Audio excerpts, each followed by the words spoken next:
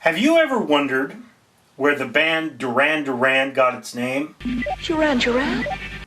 Well, I can answer that question for you, and to do that I have to go all the way back to 1968 to a very interesting film, a film that made Jane Fonda, the sex goddess that she was in the 60s, 70s, and possibly the 80s, Barbarella, based on the French comics. Now, Barbarella is the epitome of cheesy science fiction. Moreover, it's the epitome of cheesy, softcore pornographic science fiction. It is exactly softcore pornographic science fiction brought to real life on camera.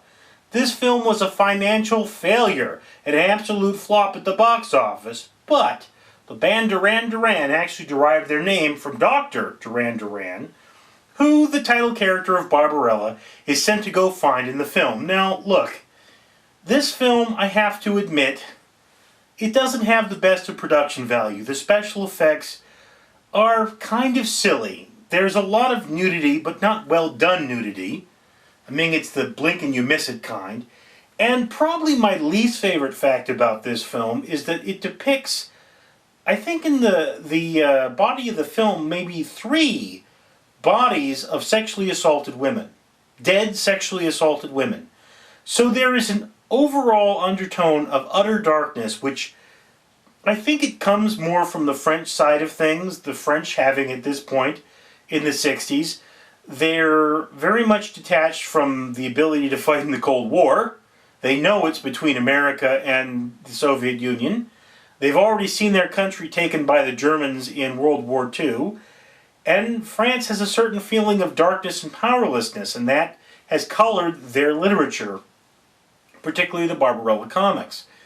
So that's one of those things about this film. There's an underlying tone of darkness that is almost completely ignored by the characters. But again, it is a film that is basically extremely pornographic. There are a lot of things that are just designed there to show Jane Fonda's wonderful derriere. And you have to take this film as what it is. This is the kind of movie that you as a man sit down with your buddies and drink a few beers and watch. It's not a film you want to watch with your kids, most definitely. But it is a piece of pop culture, a piece of Americana. And look, if you don't watch this film at least once in your life, you're missing out, buddy. I mean, look, I actually saw a cut version for television as a kid. I really liked it because I was a dumb kid. Then I saw the adult version as an adult, and whereas I recognize it is cheesier than a plate of nachos, I have to say I kind of enjoyed it more. In any case, if you happen to have Netflix, I believe it's on there right now. Barbarella, the 1968 cult classic, it gets 1 thumb up.